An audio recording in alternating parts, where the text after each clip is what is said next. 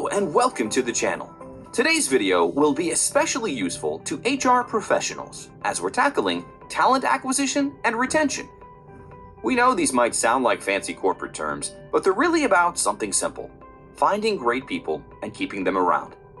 First, let's talk about what's happening in talent acquisition today. We're seeing some amazing changes in how companies find and hire people. It's not just about filling positions anymore. We're looking at how people's unique skills and personalities can make a real difference. When companies get talent acquisition right, they don't just find qualified people, they find passionate individuals who become real champions for their brand. Think about those colleagues who love their job so much they can't stop talking about their company. That's what we're aiming for.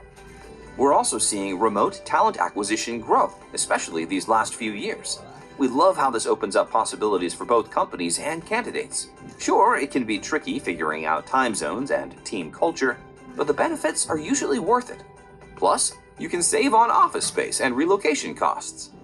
Now, let's break down what makes talent acquisition work. We always start with understanding what we need. Then we write job descriptions that actually match what someone will do, no more of those impossible wish lists. We make sure the pay is competitive, and we choose the right places to look for candidates. One tool that will really help our talent acquisition is employer branding. It's a combination of marketing tricks with HR wisdom to make companies more attractive to great candidates. And let's not forget about recruitment software, which makes our lives so much easier. Now that you have the talent, it's equally important to get them to stay. So, turning our attention to retention strategies, we identify some crucial elements that merit careful consideration. Internal communication serves as a differential value, enabling personnel to align with organizational culture.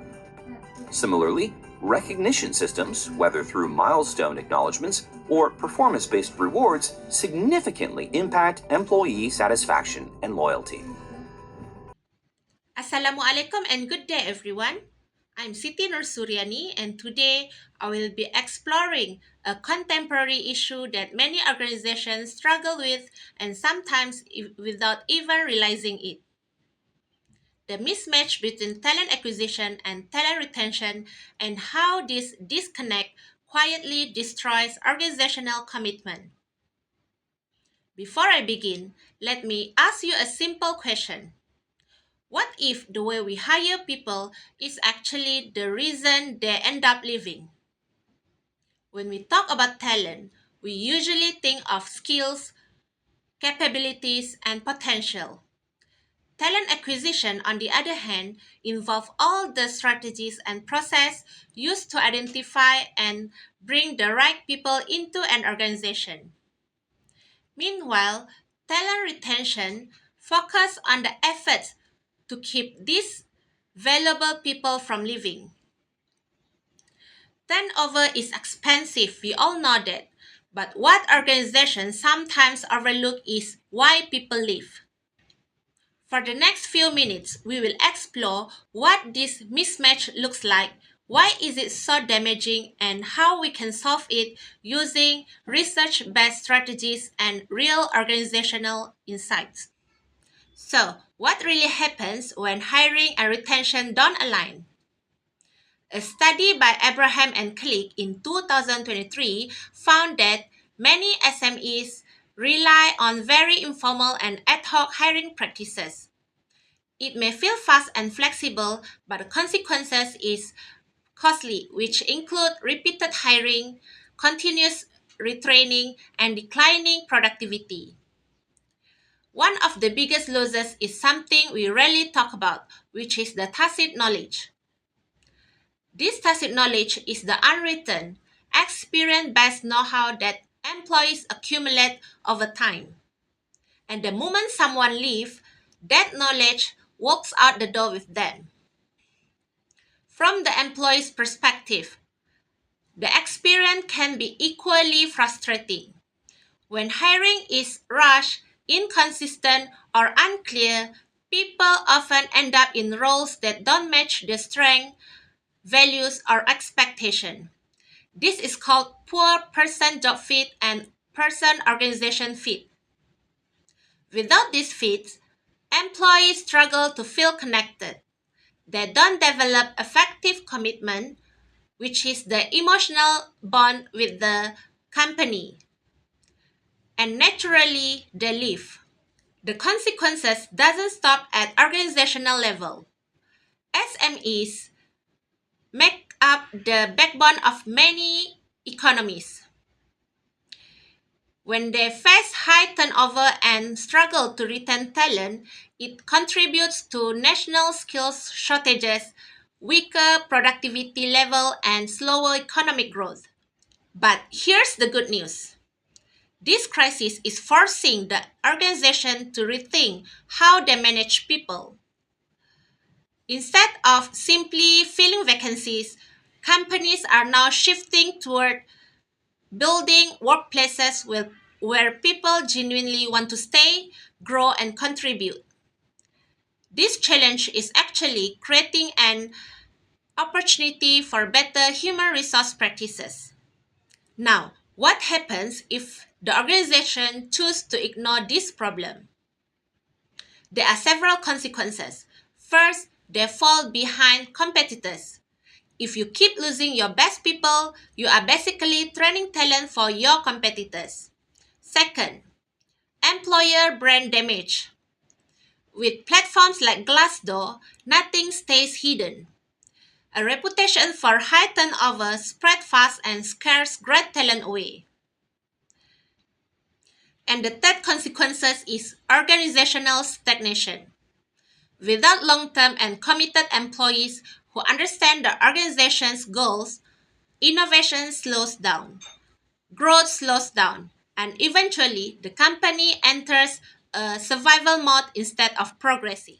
Every problem has a solution. The research highlights three powerful strategies to overcome this issue. The first strategy is build retention into hiring. Hiring shouldn't stop once the offer letter is signed. It should already be the beginning of your retention strategy. That means hiring not only for skills but also for personality, values, and long term fit. How? Use realistic jobs previews, be transparent about culture, screen for values alignment, and talk openly about work style and expectation. This can reduce early mismatch and prevents avoidable resignations. Next, move from transactional to relational human resource. Money matters, but it is not the strongest motivator for the long run. Research shows that people commit when they feel supported by the leaders, trusted with autonomy, and seen and appreciated for their work. Teach managers to build real relationships. Recognize big and small achievements and offer flexibilities wherever possible.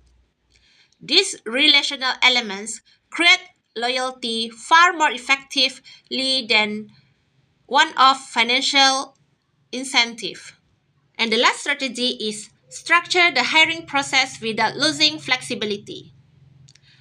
Most SMEs rely heavily on gut feeling, but gut feeling can be biased and inconsistent.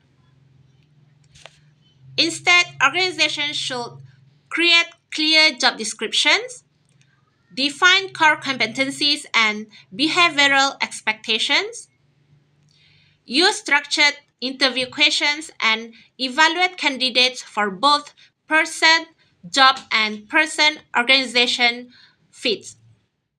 To summarize, the disconnect between talent acquisition and talent retention isn't just an human resource issue, it's a business issue. It affects productivity, cost, culture, innovation, and long term sustainability.